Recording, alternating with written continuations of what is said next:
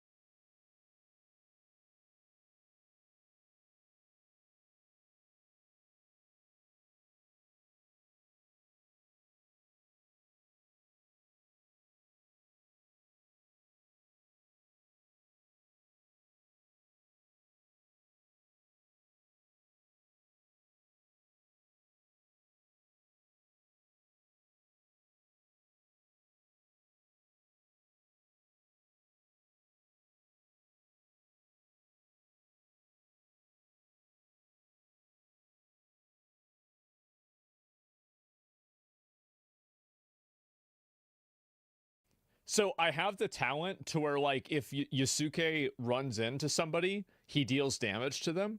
So I have him running around now where he can shoulder check the random NPCs, like these random servant ladies. He just shoulder checks them and kills them.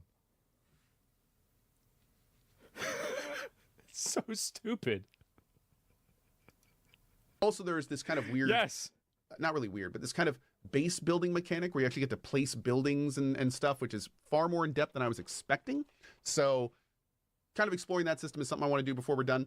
But to kind of get to the end of it, like, it overall, it feels just like another entry. Like, this is not a Black Flag. This is not a revival of any kind. It games. It did, but it didn't do it through.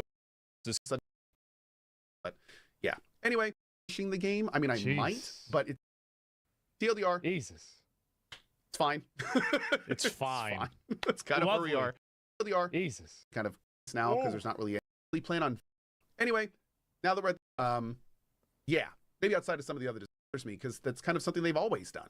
So this one not even be in the top 10 problems this game has whenever the game comes out. I was right. I think it's a little weird that all of a sudden everyone's like super concerned about historical accuracy with this one. It's because they feel like they're being patronized. That's the reason why. Granted, Ubisoft may have kind of shot themselves in the foot by publicly saying that they were going to try to be a bit more accurate. Exactly. Yeah, that's the reason. Yeah, he's right. You know, that's on them. But I will say that like that's not something that ever bothers me because that's kind of something they've always done. So yeah, maybe outside of some of the other decisions, but yeah.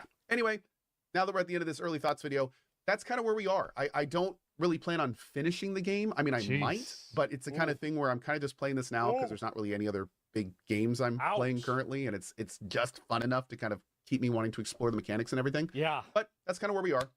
TLDR. Jesus. It's fine. It's fine. That's kind of where we are. So yeah. Best thing you can do if you'd like is check out the playthrough we have. See if it's your speed, see if it's what you're looking for. Most importantly, see if it has what you like in an Assassin's Creed game. And kind of go from there. Anyway, thanks for watching. Don't know if we'll have a final thoughts video, so this may be it. So thank you and have a good one. Bye-bye. Man, so he just said, yeah, it's like, it's not that good, is whatever. There's a link to the video right there, and there it is, low standards. Yes, very, very, very low standards, I guess so. And it's sad to see it happen, but there you go. At the end of the same stream, he said he was done with the game, and he's going to play Rise of the Ronin instead. Yeah, so basically, let me see if I can find this. Yeah, here we go. So you can see how this happened. So Assassin's Creed, Assassin's Creed, Assassin's Creed, Assassin's Creed. So what happened at the very end of this? I want to know what happened at the very end. For me, it's fine, but it's okay. Am I playing the day one patch version? I don't know, actually. This is the last 4 minutes. See if I can find this. Yeah, here we go. Ronin instead. Yeah, so basically, let me see if I can find this. Yeah, here we go. So you can see how this happened. So Assassin's Creed, Assassin's Creed, Assassin's Creed, Assassin's Creed. So what happened at the very end of this? I want to know what happened at the very end. For me, it's fine, but it's okay. Am I playing the day one patch version? I don't know, actually. This is the last 4 minutes of his stream of Assassin's Creed. I bet he's going to climb up to the top of this, and then he's going to quit the game. Future is usually indies, isn't it? I don't know. You can't. You have to go the other way around. I think indie and double A. I don't think it's triple A.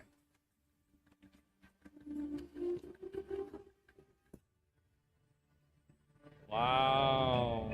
These are just gorgeous, man. They do. That's they like look a good. house on a boat.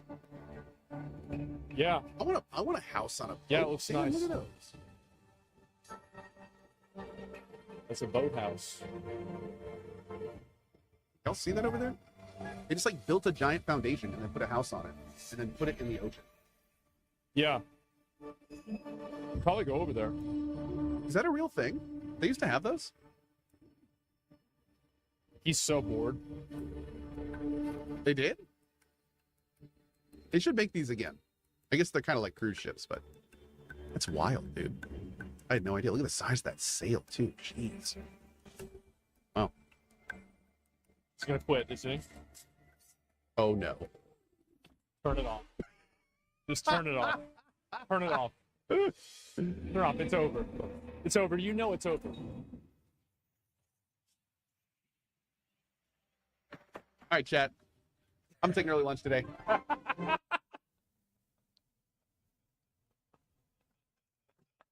Stuff to run through. So, hi. Ah, jeez, dude. Look at the I think I'm done time. with that game. What did I you think just I'm say? done. All right. I think I'm done with that game. Wow. I think I'm done. That was it. I feel exactly He literally crashed out. the same way. It's fine. Like, it's fine. But I think I'm done with it. Actually crashed out. I don't care enough about the story. And like, I don't know. Dude, Just he's talking about this the way I talk. Remember whenever I talked about Outlaws? Not doing it for me. It's fine. Yeah. But it's okay. So what I'm going to do is I'm going to download Rise of the Ronin. And I think we're gonna see how the PC version is this afternoon. I have no idea what my plans for Rise of the Ronin are, but I want to try it. I want to see how it is. Yeah. So I want to see how that is and see if I get into it as much as I did the first time. For those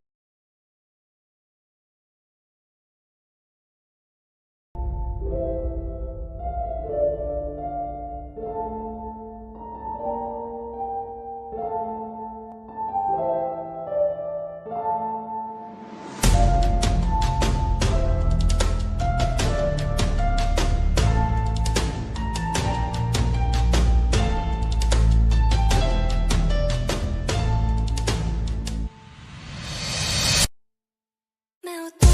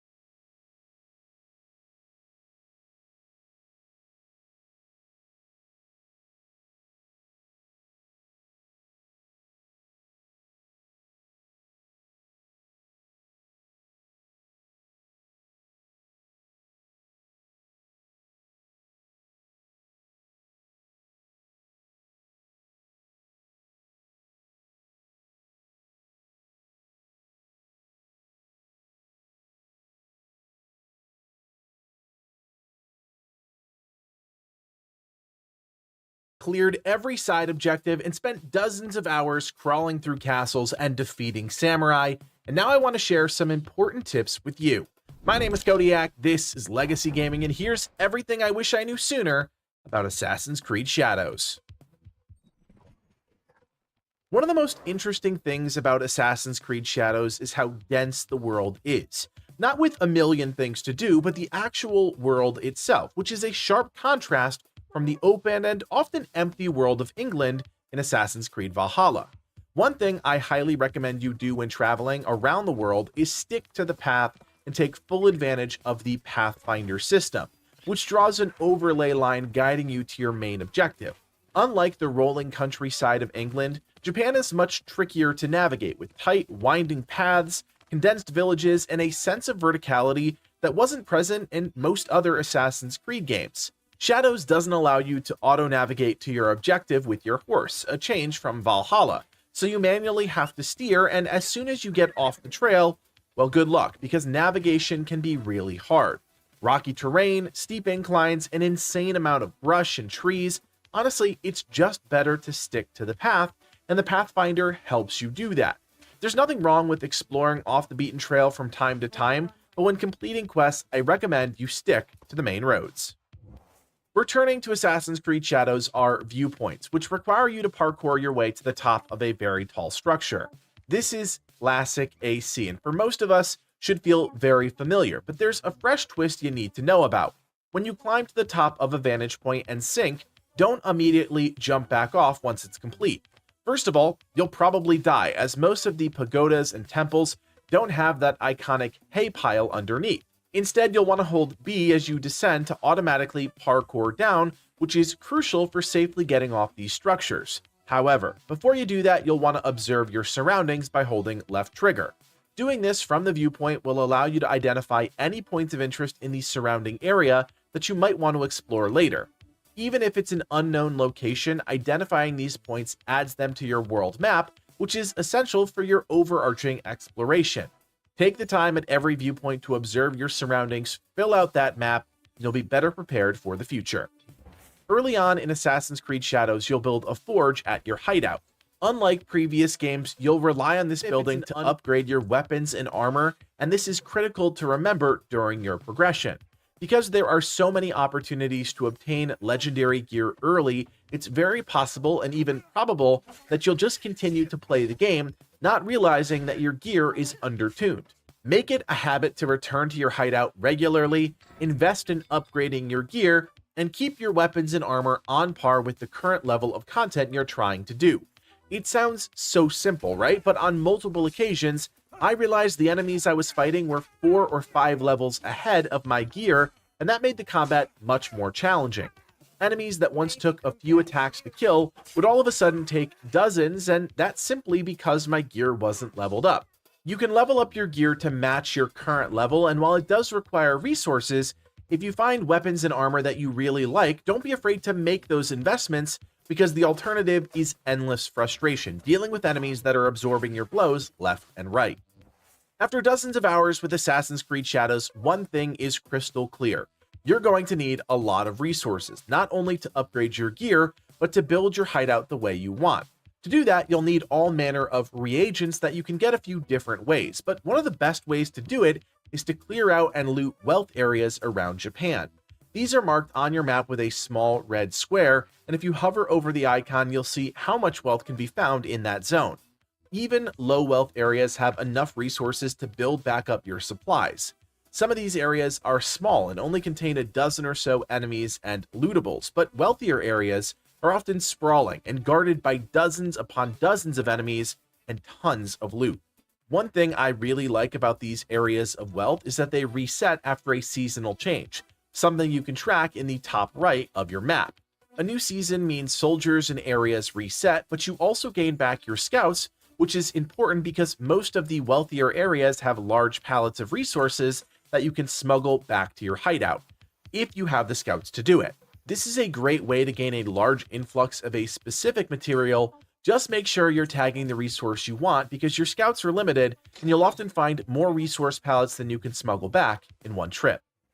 Found throughout cities and villages in Assassin's Creed Shadows are nkakuregas. If you're willing to pay a few hundred mon, you can unlock these small hideouts which provide you with a ton of convenience. First and foremost, they allow you an expanded network of fast travel points, specifically ones that are close to the ground and easy to navigate. These also provide you with a few additional capabilities. First is the ability to restock your scouts for a couple hundred mon each. This is great if you've used all of your scouts revealing quest locations or smuggling resources. The Kakuregas also allow you to manage your allies, which is more important later on in the game when you have multiple unlocked. It also allows you to pick up contracts, which are simple side quests. Finally, you can quickly replenish your supply of rations and equipment inside of the Kakurega. These small hideouts might not be fancy, but they provide you with all the services you might need without really hampering your progression. Essentially, it's the ultimate quality of life feature in the game, and something you should take full advantage of. Resources are everything in Assassin's Creed Shadows, and if there's one thing I picked up on, it's that you need tons if you hope to upgrade all of the gear you've obtained throughout your adventures. In almost every major city, you have the opportunity to unlock Kakuregas, which are those small hideouts, and while they're good for convenient fast travel, they also allow you to pick up contracts. These are incredibly simple side quests that require you to do things like assassinate a target or sabotage a small encampment. Easy stuff that you can complete in 5 to 10 minutes. This is perfect because these are almost always filled with a bunch of resources on top of often rewarding you with resources for completing the contract. Don't sleep on the opportunity to complete these, especially during progression, because a fundamental tenet of Assassin's Creed Shadows is upgrading your gear during progression. You might find a legendary you like early on, but the only way for that to remain effective is for you to keep upgrading it, and the only way to do that is by having the resources needed to keep it on pace with your level. Contracts can help you offset the resource burden, and given how easy they are to do, it's a no-brainer. One of the best side objectives in Assassin's Creed Shadows are shinobi chests, which always contain a legendary piece of loot for either Yasuke or Nawe.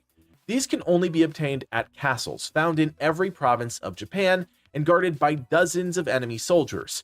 I had an absolute ball infiltrating these locations, and if you're looking for that classic stealth action experience that is finally back in Assassin's Creed, take Nawe and try and clear out an entire castle.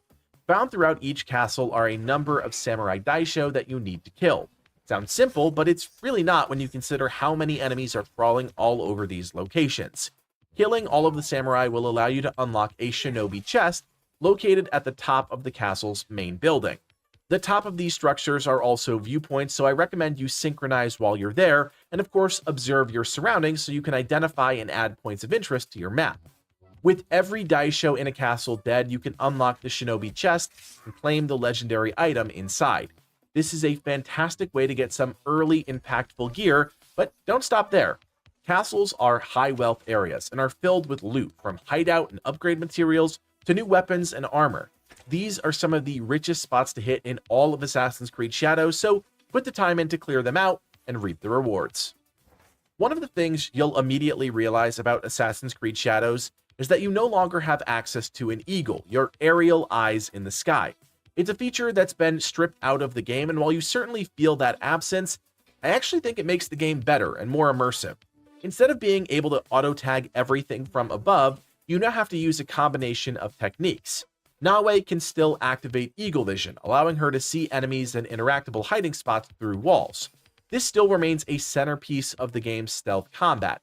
However, now you need to inspect enemies in wealth by holding the left trigger and hovering over each item or enemy to tag it, providing you real-time information about their location outside of Eagle Vision. This is important for two reasons. The first being that Eagle Vision slows down Nawe's movement. By tagging enemies and then leaving that mode, you can still track their movement, but at full speed. The second reason is convenience. The only way to find wealth items like loot chests is by observing them using left trigger. By hovering over a gold node for just a second, you permanently identify that item outside of this mode, ultimately making it easier to find when exploring an area. The last thing you want to do is constantly dip in and out of observe mode in the middle of exploration, because it's a hassle, so observe early and often, and be sure to mark every enemy and lootable within range. Assassin's Creed Shadows' mastery system is a bit different from previous games. Yes, it's still a skill tree system, but it's actually dependent on 2 different resources. Mastery points are gained as you level up, providing you with the resources needed to unlock nodes and increase the power of both Nawe and Yasuke. Mastery points are independent for each character and you can reset them, so don't be afraid to try out different builds based on the weapons you're actively using. However, if you're like me, it might have taken you a second to realize that to unlock new tiers of your mastery tree, you need knowledge points. These are only obtained after doing the reddish-orange side activities that you can find across Japan. In order to unlock new nodes, you need to reach new knowledge thresholds, and no amount of leveling up will unlock those additional mastery skills. One of the easiest activities to gain a knowledge point is found at various shrines throughout Japan. Once you reach the shrine, you'll be tasked with finding lost pages, which are just interactable items scattered across the area. Use observe mode to find the white loot indicators, and more often than not, you'll be able to clear a shrine in just a couple of minutes for a quick knowledge point. There are some truly incredible mastery skills in the upper tiers, and you'll want to unlock these during progression to take full advantage of the skills during the game. One of the core features of Assassin's Creed Shadows is your hideout, which is similar to your settlement from Assassin's Creed Valhalla. However, you don't spend nearly as much time in this location as you did in the previous game, and that's both good and bad. As a result, it's very easy to forget about what your hideout actually is and can do for you if you invest in it. One thing you'll absolutely want to remember to do is upgrade your various main rooms, starting with your stables. Investing in the rank 2 stables costs next to nothing, but what you get in return is huge. Once leveled up, you can now tag stockpiles that you can find in the world with just 1 scout, down from the original requirement of 2. This is a massive improvement and allows you to bring in even more resources as you explore high wealth zones where stockpiles are more plentiful. With that new influx of resources, I highly recommend you upgrade your forge next. The rank 2 forge allows you to upgrade your gear up to level 40 and apply non-legendary engravings to your weapons and armor. Engravings are secondary passive buffs that you can unlock as you complete quests and assassinate specific targets, and if you're looking for every edge in combat, can be hugely helpful. With resources flowing and your combat elevated, there should be nothing stopping you from investing even more in your hideout, taking full advantage of everything it has to offer. Mon is essential in Assassin's Creed Shadows, and regardless if you're unlocking Kakuregas or upgrading your gear, you're going to need loads of it if you hope to keep pace with all the loot you're collecting for Nawe and Yasuke. One easy way to pick up some Mon is by killing the Wandering Ronin. These are lone warriors that you'll encounter as you travel across Japan, often between major points of interest. The reason I point this out is because it's entirely possible to miss them if you're on horseback. As you're traveling, keep an eye out for the threat indicator. If it pops up as you're traveling through a safe zone, that's a good sign that a Ronin is nearby, attempting to aggro you. Honestly, I was proactive, jumping off my horse and going to kill these enemies, because more often than not, they'll be carrying anywhere from 500 to 900 Mon, and occasionally a weapon or valuable. Bottom line, keep an eye out for these Wandering Ronin and take the extra time to kill them and reap the rewards. So there you have it, everything I wish I knew sooner about Assassin's Creed Shadows. As always, if you have a tip or trick you want to share with the community, leave it in the comments down below. And if you enjoyed this video and want more Assassin's Creed Shadows in your feed, do me a solid, hit that thumbs up, and consider subscribing. My name is Kodiak, and from everyone here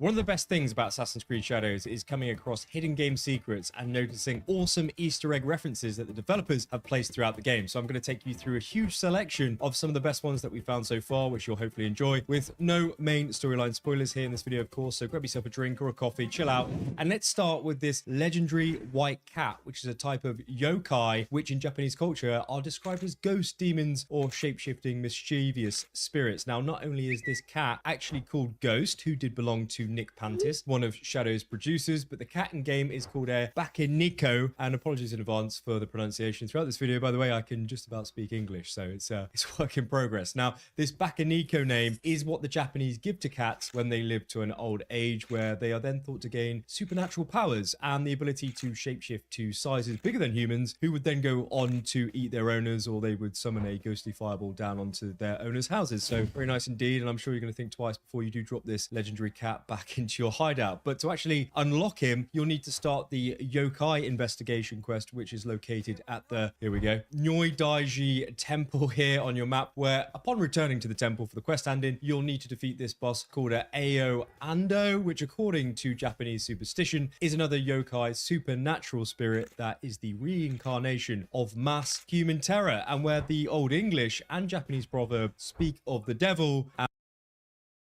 and the devil will appear actually comes from. So where Anando would essentially attack superstition, lock him, their own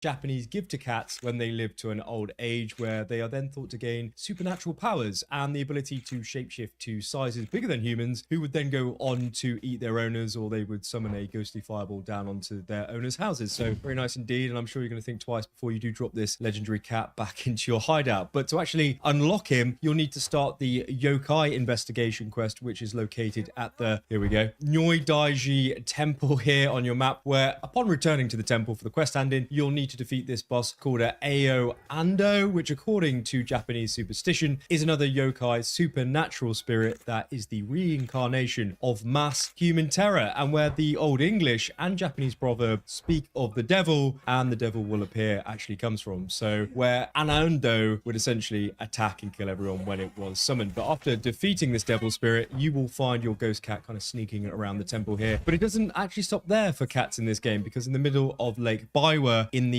Omi province, there is an island filled to the brim with cats, and that also happens to exist in real life, with this island being called Okishima, which is one of the oldest lakes in the world and was originally home to several exiled samurai who were defeated in battle in Kyoto in the 12th century, and they went on to bring lots of cats with them to this island to take care of all the rats, the rodent infestation, because all the villagers basically became fishermen and the island itself became a fishing hub thereafter. And an interesting detail here about some of the cats in game, actually, because specifically this Japanese bobtail, where there are a rare few of them with the heterochromia eye condition, which is when their eyes are kind of different colors, as you can see here. This is actually happens in real life, by the way, and it's something that the developers have also coded into this game, which just so happens to be the same colored eyes as our sages throughout the Assassin's Creed series, which, if you didn't know, is when Juno manipulated the human DNA so that Aita, Juno's partner, could then be reincarnated over and over again throughout history. So he may not be a cat in shadows, but it's a nice Assassin's Creed detail, part of the universe, and also a nice link to this real life condition in these cats. Now, during that same yokai investigation quest, before you head back to pet your ghost cat, you'll come across a few dudes here with watermelons on your head, which is another reference to the yokai spirits in Japanese supernatural lore, and is called a Suika no Bakimono.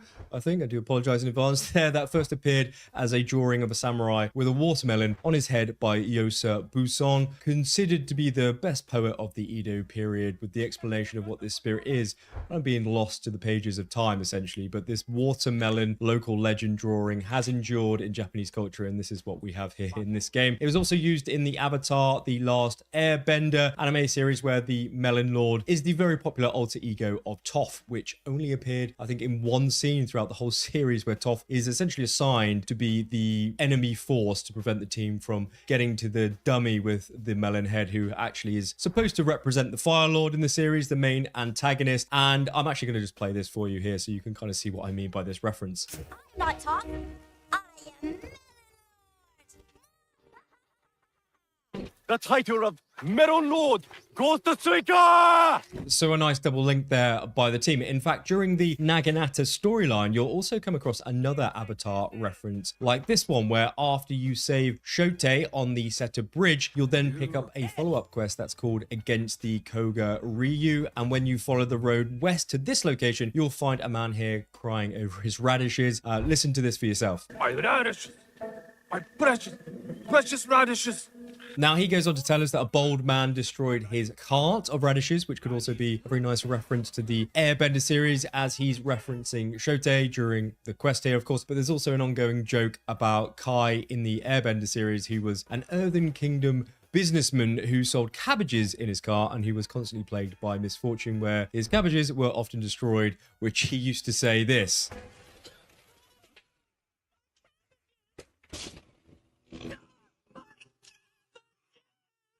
So another great reference, very easily missed by the developers there. But before we do move on to even better Easter eggs, if you are enjoying this video so far, please do leave a very quick like down below. So thank you very much. And I actually just want to take a second to thank Gene, Slippy, Lloyd, and Oscar for tipping me a few bucks in the last couple AC Shadow videos I've made for you. I really do appreciate the support, and it really honestly